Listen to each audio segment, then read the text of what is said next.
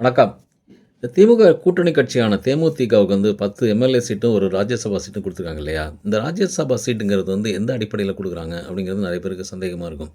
இப்ப இந்தியாவ பொறுத்தவரைக்கும் லோக்சபா, ராஜ்யசபான்னு 2 இருக்குங்க. லோக்சபாங்கிறது வந்து மக்களவை, ராஜ்யசபாங்கிறது மாநிலங்களவை. இந்த மக்களவைய பொறுத்தவரைக்கும் 545 சீட்டு இந்தியா முழுவதும். அதுல வந்து தமிழ்நாட்ட பொறுத்தவரைக்கும் 39, பாண்டிச்சேரியில 1. இந்த 545 சீட்டையும் பாராளுமன்ற தேர்தல் வரும்போது மக்கள் வந்து நேரடியாவே தேர்ந்தெடுப்பாங்க. ஆனா, மாநிலங்களவைய பொறுத்தவரைக்கும் மொத்தம் 245 சீட்டு. அதில 233 வந்து எம்எல்ஏக்கள் மூலமா மறைமுகமா தேர்ந்தெடுக்கிறது. இன்னொரு 12 சீட்டு வந்து நியமன உறுப்பினர்கள். இந்த கலை, இலக்கியம் இந்த மாரி அ நிபுணத்துவம் பெற்றவர்கள வந்து குடியரசுத் தலைவர் வந்து நேரடியாவே நியமிப்பாரு.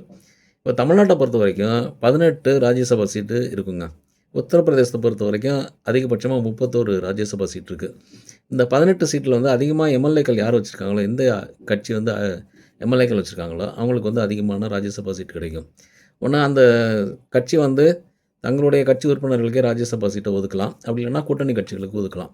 இப்ப இந்த அடிப்படையில தான் திமுக வந்து தேமுதிகவுக்கு வந்து ஒரு ராஜ்யசபா சீட் குடுத்துருக்குங்க.